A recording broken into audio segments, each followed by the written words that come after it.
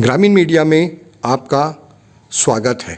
आज हम आपको एक ऐसी होनहार बालिका से मिला रहे हैं जिसने बैतूल ज़िले में परीक्षा परिणामों में संपूर्ण ज़िले में दूसरा स्थान और गणित विषय में पूरे बैतूल डिस्ट्रिक्ट में पहला स्थान प्राप्त किया है।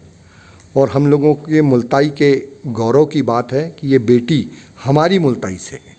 तो मैं सीधे सीधे बेटी से आपकी बात कराता हूँ और बात करेंगे हम खुल के, कुछ मार्गदर्शन भी करेगी बेटी। मिलिए सीधे। आपका नाम बताइए। मेरा नाम भूमि शिवहरे है। मैं मुल्ताई के निवासी हूँ।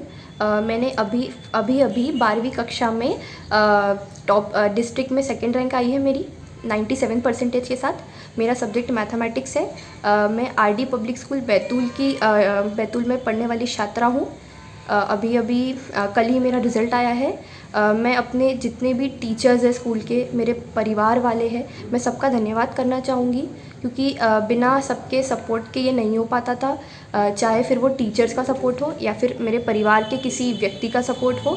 और जो आने वाले जो अब 12वीं कक्षा में जो बच्चे पढ़ रहे हैं, भले ही वो चाहे कोई गवर्नमेंट स्कूल के हो या कोई भी हो, सबके लिए मेरा एक ही संदेश है कि अगर इंसान के अंदर चाह होती है तो वो सब कुछ कर सकता है। तो सबसे पहले हमारे अंदर ये होना चाहिए कि हमें करना है। सब पहले तो अपना सपना या फिर हमें क्या करना है वो डिसाइड करिए। उसके बाद में जो रिसोर्सेज की बात करते हैं, कई लोग कहते हैं कि उनके पास जो अवेलेबिलिटी नहीं थी रिसोर्सेज की या चीज़ों की पढ़ने के लिए, अच्छे टीचर्स नहीं थे या अच्छी किताबें नहीं थी। तो अब जो इंटरनेट आया है, इंटरनेट के लाइक अच्छे और बुरे दोनों उपयोग है। अब वो हम पे डिपेंड करता है कि हम उसका यूज़ कैसे करते हैं।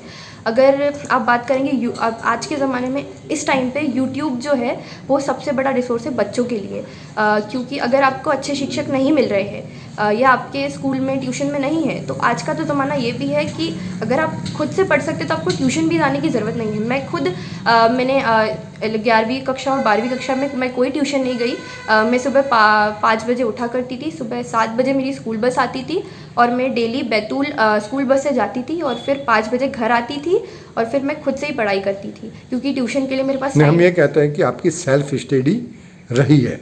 अच्छा, पारिवारिक जो बैकग्राउंड है आर्थिक रूप से ने हम केवल ये जानना चाहते हैं कि या साधन संपन्नता क्या इस योग्यता में कहीं आड़े आती है क्या?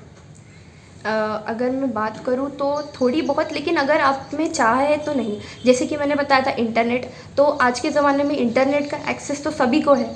तो अगर आप यूट्यूब पे फ्री टीचर्स, कई लोग सब्सक्रिप्शन की बात करते हैं, लेकिन फ्री में भी आज के टाइम पे यूट्यूब में इतना ज़्यादा कंटेंट अवेलेबल है कि आप कोई भी टीचर का, अच्छे से अच्छे टीचर का भी आपको यूट्यूब पे लेक्चर मिल जाएगा।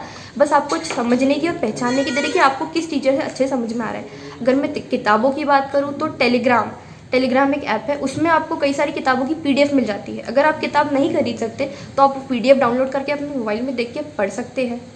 और फिर आप खुद से भी थोड़ा बहुत, अगर आपको खुद से नहीं आ रहा तो गूगल है, अगर कोई शब्द का मीनिंग नहीं आ रहा आपको तो आप गूगल पे देख सकते हैं। तो आर्थिक चीज़ें जो है वो एक हद तक के आपको रोक सकती है, लेकिन अगर आप में चाह है तो नहीं। यानी जहाँ चाह है वहाँ रहा है।